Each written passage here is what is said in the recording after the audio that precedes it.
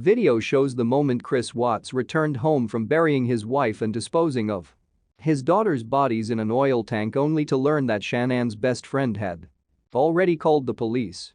Nicole Atkinson was worried after she arrived at Shannan's home, only to find her car was still parked in the garage and there was no sign of the mother. Less than 12 hours after she had dropped her off the night before following a work trip, she decided to call police to the house before Watts had arrived home, and body cam footage that was shot by a member of the Frederick Police Department shows him staring down Atkinson multiple times during the search of his home.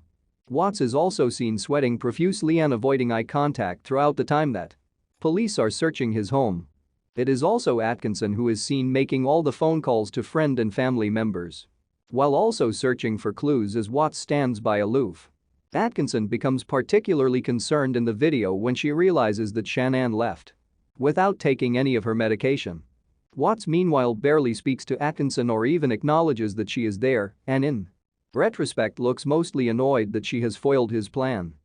Nicole? Yes. Okay, so what's going on? So my friend, we were out of town for a business trip this weekend. Right. And I dropped her off at 2 o'clock this morning. She's 15 weeks pregnant. She wasn't feeling well, and she had a doctor's appointment this morning at 9, and I told her to let me know if she needed me to take her. She's got 2 little girls. I've called, I've texted. Her car's in the garage. Her shoes she wears every single day are by the front door.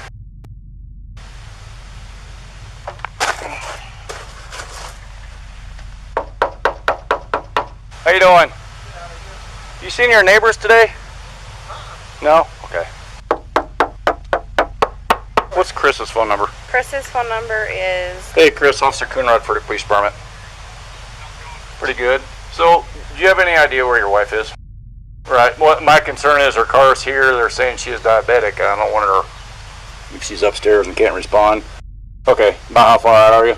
Okay. All right. He said like 5 minutes. Scott, how you doing? How's it going? So this is the only vehicle she would have? Only one that, yeah. She would drive? Okay. my daughter's house. Mind if I come in, Chris? Okay. What time do you leave the day?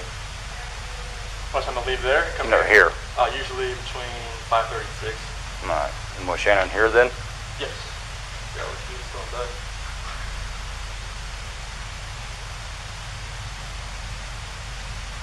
Does she usually watch the kids, or you have daycare watch them? Or? She usually watches the kids if they're not at school. Okay. You guys have any kind of issues, marital issues, or? We're going through separation. You are? And how's that going? It's going Civil for the most civil, part, or?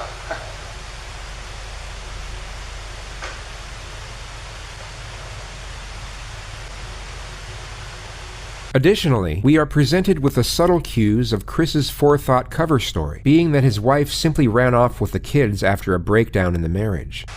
All the girls' blankies are gone. Their blankies they sleep with, they don't leave anywhere without them. Good.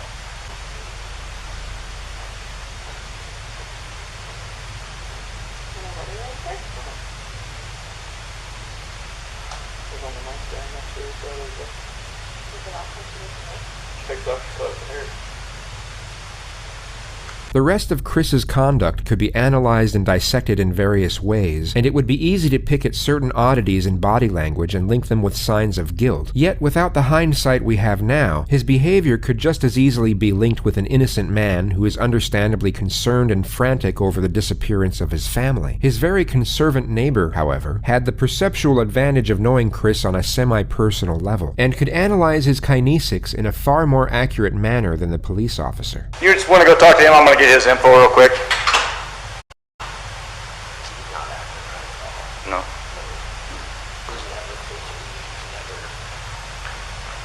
Back and forth. He never loads his stuff in and out of the garage ever. Right. To be completely honest with you, my wife and I were kind of wondering when she was on vacation if something happened, because I've heard them full out screaming at each other at the top of their lungs, and he gets crazy. Does he? And that's pretty recently? Yeah. He doesn't look worried. He looks like he's trying to cover his tracks. He's normally quiet, real subdued. He's over here telling you 3 times what he took out, what he did. He's very, he never talks. So the fact that he's over here blabbing his mouth makes me kind of suspicious. Because yeah, we can pick up cars coming this way,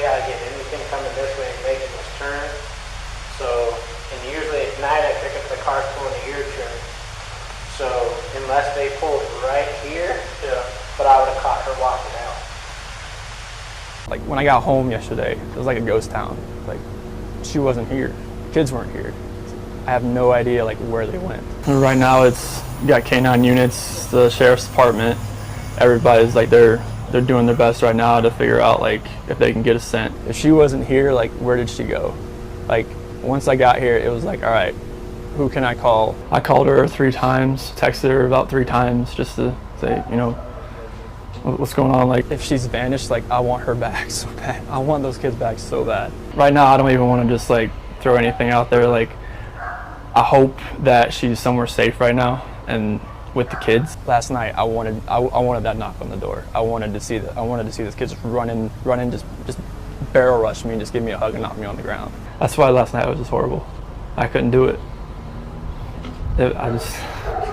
I'm hoping that somebody sees something or somebody knows something and comes forward. Shanann, Bella, Celeste, if you're out there, just come back. Like if somebody has her, just please bring her back. I need to see everybody. I need to see everybody again. This house is not complete without anybody here. Please bring her back.